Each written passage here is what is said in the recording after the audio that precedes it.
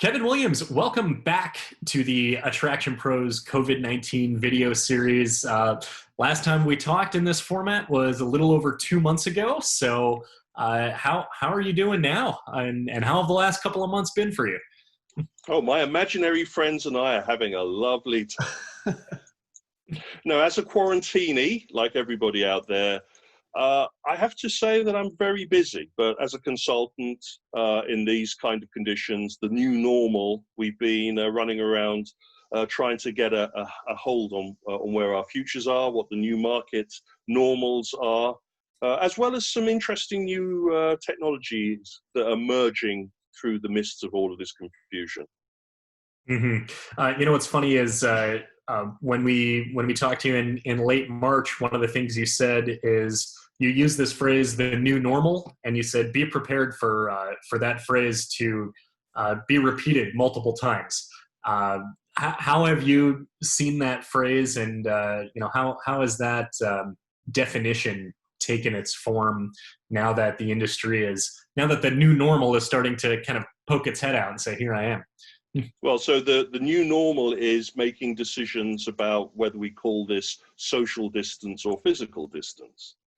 Physical distance is easiest for us in the entertainment industry to get our lips around, our teeth around, our tongue around, where social distancing is kind of like a stake through the heart of an industry that depends on social inclusion. The new normal is arguing whether the staff wear masks or have the option not to wear masks. The new normal is how much spacing you have between guests. Do you go for the 2 meters or the 6 feet? Do you get into an argument about closing off every other seat in a cinema or a dark ride enclosure? Or do you only allow groups that come in together to write and play together? Those are the new normals. Kevin, one of the things I'm curious about, because it was just about 2 months ago that we spoke, is it seems like we're actually in a different world now, right? And it was only like 2 months ago. So one of the things that I've been talking to a lot of folks about is, we are in this current new normal, but that's going to change again probably in, a month or two or whatever. So what are some things that you've been finding, to help people not only be ready for what we're going through now, but also prepare for the changes that are still going to come that we still might not know about? Well, the one thing we always say to clients, be it in the middle of a pandemic, a race war, or a Martian invasion, and that's the thing I'm looking forward to in November, obviously, is flexibility. I know it's a trite phrase, but we can't set stuff in stone. So while you're going through the risk aversion platform that you're creating for your facility, you've got to allow flexibility, and you've got to have that plan B, that if one of your key members of staff gets ill, how do you move to the backup plan? What is your backup plan? And it's no shame that if your backup plan is close down and pause and then reopen again once you're in a better position. Also, along with flexibility, is we've really got to think about being able to offer what the customer wants rather than what we want to force on the customer. So I was having a chat with the guys at Dave & Buster's, and they made a really clear point about they're using the two things that God gave them, their eyes and their ears, and keeping their one thing quiet at the moment. They're using evaluation of how the customers take to the new principles and protocols and adjusting them to suit the needs of the guests. And that's important. We are a social entertainment industry, and we shouldn't be forcing draconian processes on anyone, and that includes our staff. So again, coming up with a doable process for cleaning, coming up with a doable process for registering and coming into the facility. And we're doing a lot of unusuals here. A number of facilities are now having to bite the bullet and do something that they've been hiding from for a long time, which is going for e-payment, going for frictionless payment, going for card payment. And now, like many of us are going to have to do, where we're not allowing walk-in traffic anymore, but we're going for registration. And there's a lot of people that have been taken out of their comfort zone by having to embrace those type of things. And touching on that last one, do you think that that has been the biggest shock to the industry for people that, or for operators that really relied on walk-up business, foot traffic, that the cleaning procedures not to say that that was easy to implement, but we've always focused on cleanliness and sanitation. So now it's okay. We need to layer in all this. Yes. We can talk about physical distancing and say, okay, well, we can make the infrastructure changes, but now this, scheduled entry and time ticketing and, staggered arrival. Now I feel like that is one of the biggest challenges that is kind of on a different level than other types of challenges that we've been facing. To your point, the biggest shakeup, Josh, has been the embracing of stuff that they didn't want to embrace.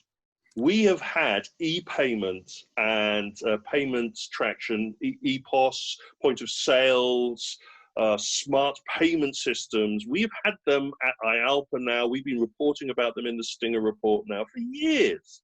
And it was the embrace by Dave & Buster's of the embed system. It was the embrace of Chuck E. Cheese and their system that kind of nudged many operators out of the comfort zone of tokens and cash. And some of them bucked against that, were angry about that. Here, we've been dropped into the deep zone, and people now have had to swallow their pride, and they've had to embrace this technology. And thanks to the industry that it's jumped up to the call, and we see a number of companies now producing fantastic registration and e-payment systems that are going to fill the hole. But sadly, that was then. We're now living the new future, and the new future is bringing this industry into the 21st century, to be honest. I have a little bit of chip on my shoulder knowing how it took our industry to embrace the internet and wired and connected, because there was always another reason not to embrace this. And,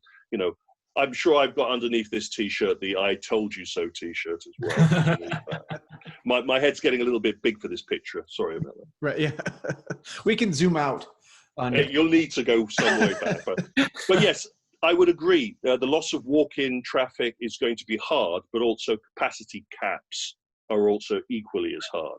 So that means that our staff are stretched thinner for fewer. And many facilities now are also having to dedicate one member of staff to be the physical distancing czar. And anyone that's seen the Gator Land video for their skunk gorilla will know that you don't have to make it a draconian police officer. You can make it fun, but that's still that's a warm body removed off of your staff. Yeah.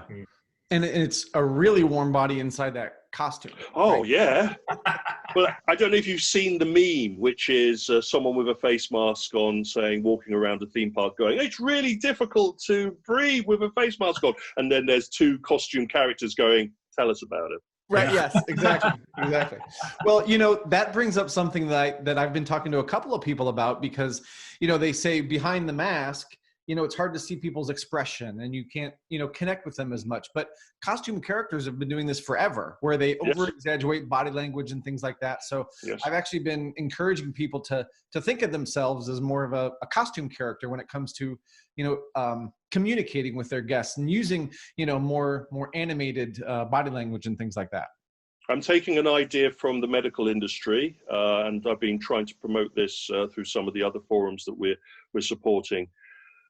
Every facility in the entertainment industry and beyond that is going to be having their staff wearing a mask, before they put the mask on, a picture needs to be taken of them and worn on them as a replacement to their name badge. And it's a nice big picture, and that picture better be in clown face, well, with a big red nose, or with a goofy smile, or whatever you want, but a friendly picture that puts a face to the person in the mask. Yeah. Yeah, no, that's a good one. I think I saw there's a museum that's doing that, and genius idea of saying like, hey, I know you can't see this person smile in real life, but here they are smiling. And I guess the alternative would be to create a custom face mask that matches your smile on it. So you're. I have an issue about customizing face masks. This idea actually comes from the intensive care industry sector, where medical people in children's wards are trying to connect with them when they're wearing all of their HPP and facial stuff for infections. So, nice big happy smile. Now, I'm not a great fan of too much branding or imagery on the face mask. The face mask is there for a reason. It should be changed regularly. The problem is that if you put your brand on that face mask, you're linking your brand to COVID. And I don't think that's a good idea. So this is not a retail opportunity. Thank you. Okay. So you sent us, or you put together an article that that we were happy to share with our Attraction Pros network. More a guide. More of a guide. You're right. Yeah, it was a guide on particularly game rooms within arcades and FECs. Can you give us just a quick overview as to what the kind of the mindset going into that guide was, and kind of the overarching framework of it? Well, yes. So this is the third guide overview, thumb through of concepts and observations. These are, in England, we would call this the bleeding obvious list.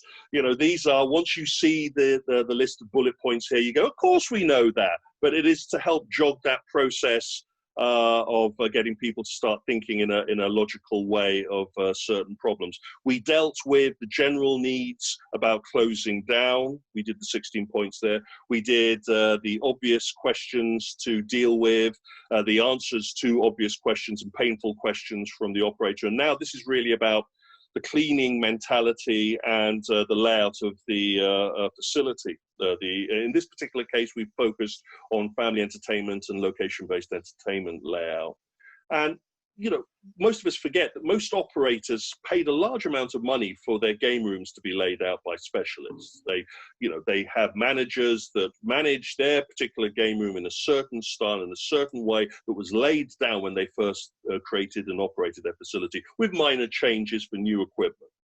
Now we're having to really go through these facilities with a root and branch, and so we're having to clear the aisles to allow more freedom of movement to avoid clustering.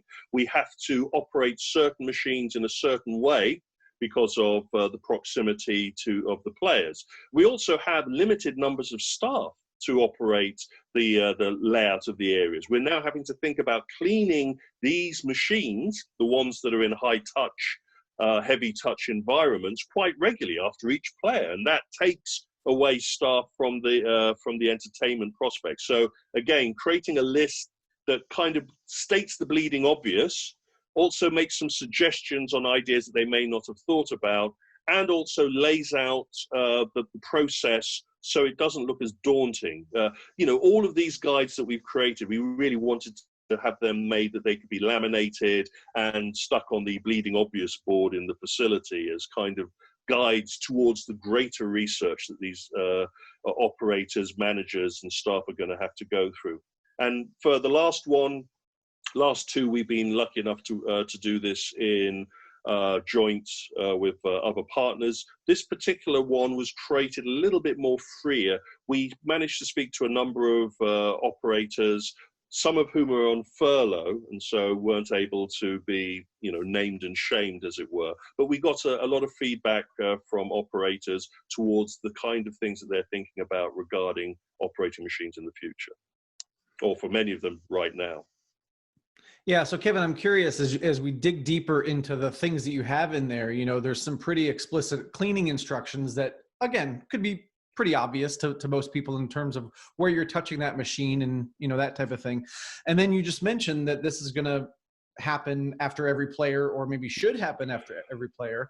Is that the recommendation? I mean, that's pretty heavy duty. And I could see people kind of pushing back and saying, that's a lot for my staff to have to do.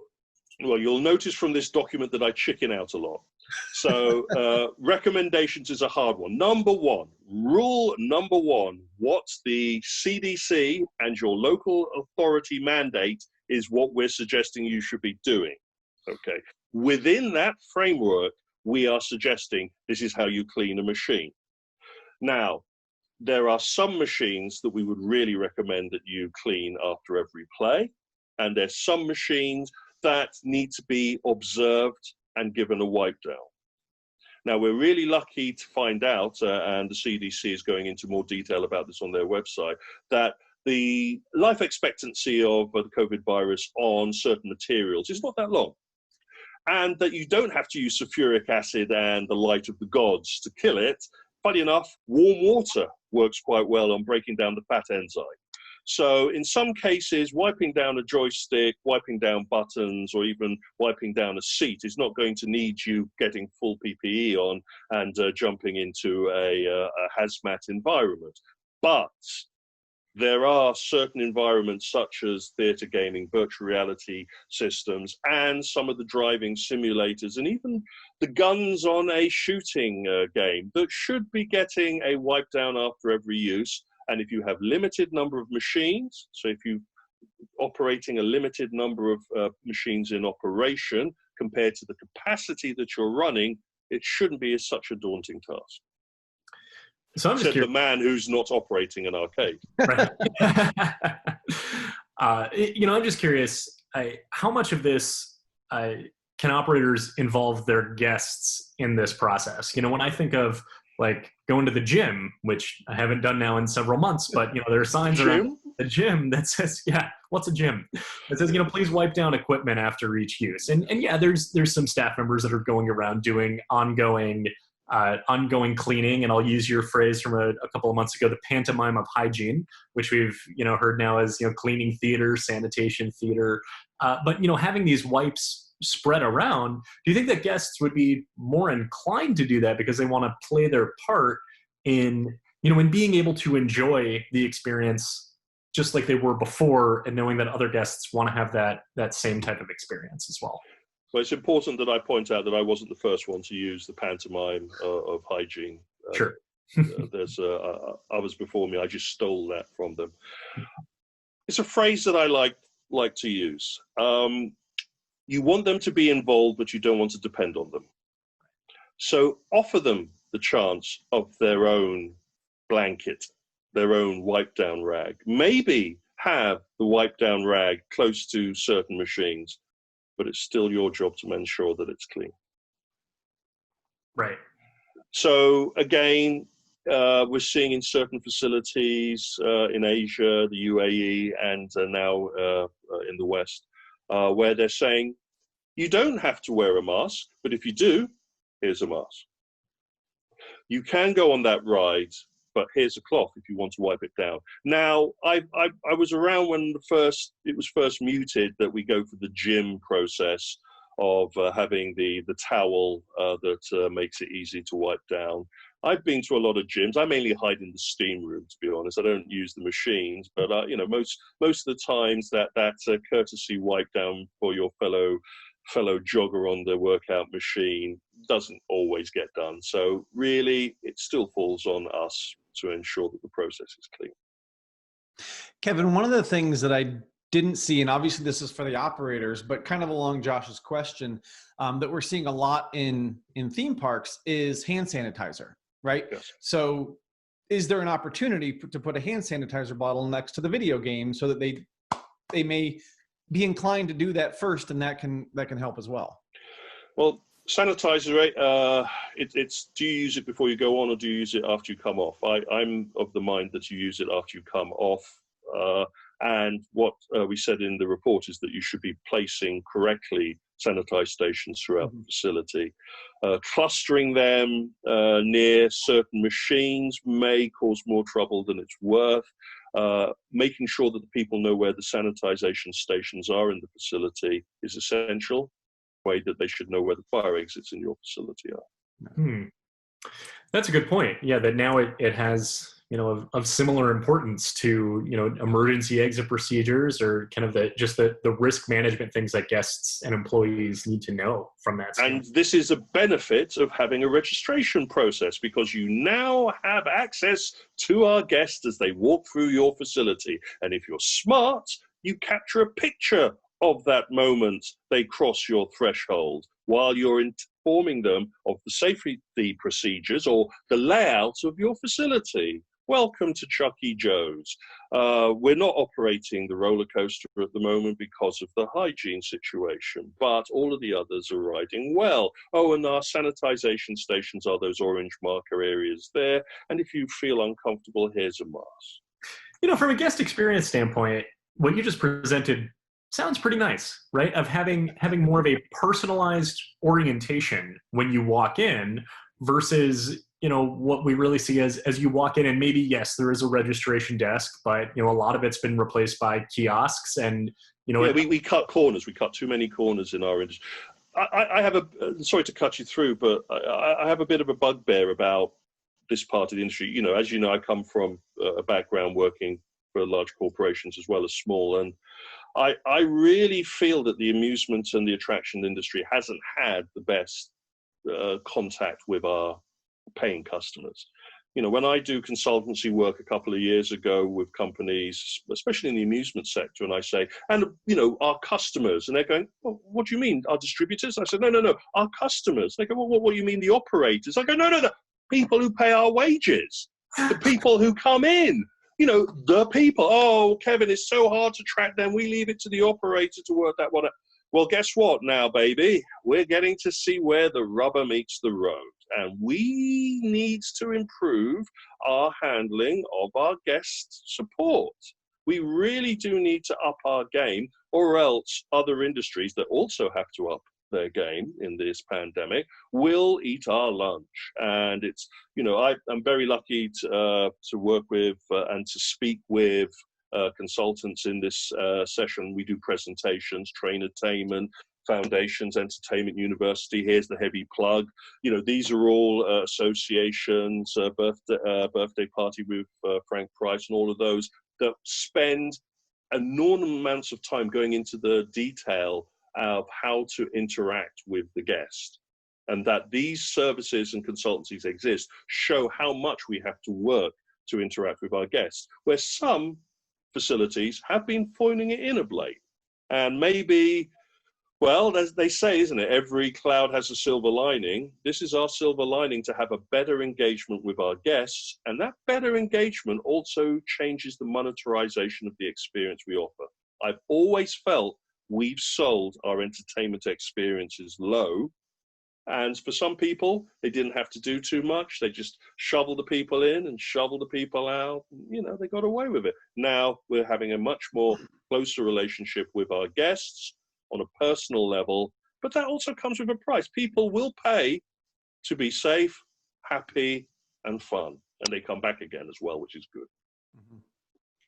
Well said. And it kind of, it's the awakening that certainly not the entire industry, but that many operators in the industry, are seeing as a greater importance. So I appreciate you sharing that. It is the lesser than the greater. The most profitable of our industry have already got this, but some of the people that get it also keep that information to themselves because it's very profitable. Right. That's true too. Well, and Kevin, to that point, I've spoken with some folks from even large facilities over here in the US that have said that they are, as an organization, putting more emphasis on guest service than they are necessarily on profits. Now, of course, they're still going to be watching profits, right? But the messaging to the team members and the messaging to the employees is, watch how you're taking care of the guests, because that's what's going to keep us afloat, right? It's not watch those pennies and only put 14 French fries in the container, right? Take care of the guests. And I for one think that's a wonderful outcome of all of this. If we're focusing even more on the guest than we have in the past. Focusing on the guest is a good thing. For me, there are some issues about our industry of where we're going with our future. As a person that spends most of our time trying to chart the direction of where this industry goes, I'm in. Everybody knows that I'm the god of immersive entertainment. I just love interactive immersive technology. That's all I do. Well, I'm more experiential, but yes, and we're offering experiences. The one thing they don't make anymore, well, they do make a lot of it, but they don't make land anymore, and time is valuable. And people now are looking at experiential, even before the pandemic. Experiential was the big thing. We only have a small amount of leisure time with our family, so it has to be special. It has to be unique. We have to give the best experience because they've only got a small amount of time. Well, this is now going to be more true than ever. People's perceptions of how they spend their time post-lockdown is going to be very, very crucial to successes of industry. And if our industry is not offering a game, then someone will find a B game somewhere else to play. And this is what the food and beverage industry is going to be going through, the hospitality sector, the retail sector is going through. To be honest, I would really argue that we in the entertainment industry, the out-of-home entertainment industry, are in a unique and fantastic opportunity. And I'm not just a glass half full kind of guy. It's just, I really do feel that this is a major opportunity for our industry to make the jump that I was expecting us to be making over the next 2 or 3 years, which we could make in just a year, in a generational shift. And that is offering a better experiential approach to our audience and generating something that I felt we've always left on the table, that cheddar that we've left on the table, which is repeat visitation. We've never really addressed how to get the guest back for more. Some facilities do it very well. Some facilities do it very badly. And there's a middle ground of facilities that were just beginning to flex their stuff. Some of the new card swipe technology, some of the new smartphone apps, some of the social media connectivity was beginning to build up a rapport with the customer base to get back that repeat audience. And I don't just mean repeat audience, they come back for more, but they also come back for more of the services you offer. So catch them at the birthday party, get them to come in to the facility, get them to come into the special tournaments that you're running on a Sunday. Bish, bash, bosh, you suddenly have a relationship with a customer that hopefully will last for a lifetime. We're not a theme park. Not all of us are a theme park. Theme parks hope to grab an audience once in a lifetime, twice in an audience, and if you're Walt Disney, 3 times in a lifetime. They're brought by their parents. They come as a sulky teenager. They take their kids. That's how it used to be. Now it's more. Sorry, please. Yeah, no, and that repeat visitation takes on many forms. That, if it is a smaller local family entertainment center that I have less of a geographic barrier to, then yeah, there would be, guest loyalty would imply more repeat visitation. And then for destination theme parks, an annual visit, would qualify just the same. And there'd likely be the increased spending with that too. So.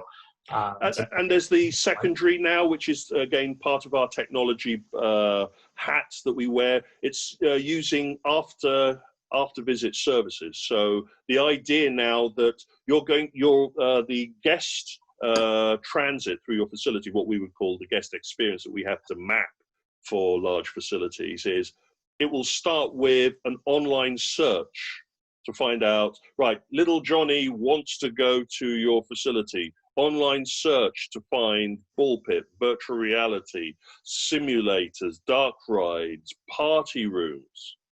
Little Johnny's search then goes to the guardians, the family members, towards them making the selection of what happens. It is booked online, and in that process, the smart search engines and the cookies and all of those tools that we should be using in our interaction with our customer online should activate. They come to the facility, they activate that, all of that, pictures of them at the facility, if you're really smart, capturing them coming and going. Special prize moment is then put onto your site through their social app, and you've made sure that the hashtag is visible for your facility behind where you do the photo method, and then you offer them the online game services and the hooks so they can then still think about the next experience offline.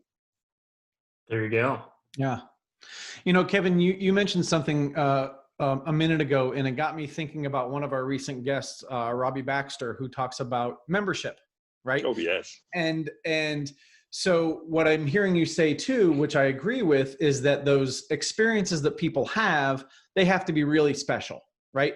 And so I started, viewing this graph of, really special time, it's got to be out of this world, and then back to normal, and then really special time, and then back to normal. One of the things that I've honestly kind of enjoyed about this pandemic is that it slowed things down, right? And I get a little bit more leisure time with my wife, and we just got a puppy, and so that has been a great slowdown in my life. And I think a puppy in terms of not having to work all the time, but I'm thinking about the way that we build relationships as human beings and how we build relationships with our guests, and it is over time. So I there's a lot of thoughts happening in my head based on what you're talking about. And it's almost like flattening the curve of, yes. you know, the interactions that we have. So it's not these spikes all the time, but it's this gradual sort of ongoing relationship. And that's what made me think of the membership. And that's what made me think of, no, it's a relationship. It's like being a member of a club. A club is, you know, the definition of an English club is like a comfortable pair of slippers. You know what you're getting, you put them in, you go, and you relax. And there's no argument to say that a high-octane entertainment facility can be that comfortable pair of slippers where you know what you're getting. Part of the reason for entertainment is social inclusion in a good environment, a comfortable environment where there are no major surprises other than the ones that you want to have. And so some theme parks have gone for the high adrenaline experiences, missing out on the calmer experiences. And I wouldn't be surprised the trend that comes out of the after lockdown world is for more calmer, more genteel, more socially inclusive experiences. I wouldn't be surprised if the traveling fairs don't come back to certain parking lots that offer the unique carny experience, but in a managed component. But at the same time, I wouldn't be surprised to see a lot of our industry starting to have cool down areas and just be yourself environments where they try to fill their space with everything known to man. Maybe that miniature golf area is going to be pulled up and they'll be dropping in some happy sacks or some darts or just maybe some calm seating areas. All of these get to know yourself. I can't use the phrase enjoy, but I know what you mean. I really do. That this pandemic for me has been a trying time for our family, but it has been an incredibly valuable time, and it has allowed me to self-reflect on what I do and what I offer. And part of one of the things that I've worked out is that, you know, what I'm going to do after they let me out of this cage that they put me in is a lot of my stuff's going to change. I'm going to be doing things a lot differently, and you know, a lot of the people who follow my writing will notice that will change. But there's another important thing, which is after lockdown, we've always been heading towards something. After lockdown. After the facilities. What we're really now going to do once those doors are thrown open is we're going to be looking towards what for us is our next step. And I hope that, like all of you that are watching this, I hope you're well and safe and calm and getting ready to jump back into the fray. But don't let it be a tsunami. Don't jump into the deep end straight away. Let's ease into this. And this goes for facility opening. You don't have to turn everything on. You don't have to try and do everything. You've been limited by the capacity of your local area. Use that capacity. No one's going to shoot you for roping off areas. No one's going to shoot you for closing off machines. You know, there's one operator that is closing off a certain number of machines, and they've got a nice sign on them so that people don't mistake these machines for being broken that say closed for physical distancing. And that space allows the staff not to have to run around and clean everything, but to monitor. So really, the greatest gift this pandemic has given us is to understand time and how best to utilize it. Nicely said. Thank you very much for sharing that. And I think that's a great note to end on too. So Kevin, I want to thank you so much for giving us some of your time today and for sharing everything that you've been working on with your clients and with the industry. And we just appreciate all that you are doing. And we hope that you continue to stay safe and stay healthy. And thanks again for joining us. Thank you, gentlemen, for the great effort you've done. Your services and your videos have been informative, and anything that we can do to make them more boring, to help them go along, it's been a pleasure. And again, stay safe and stay strong.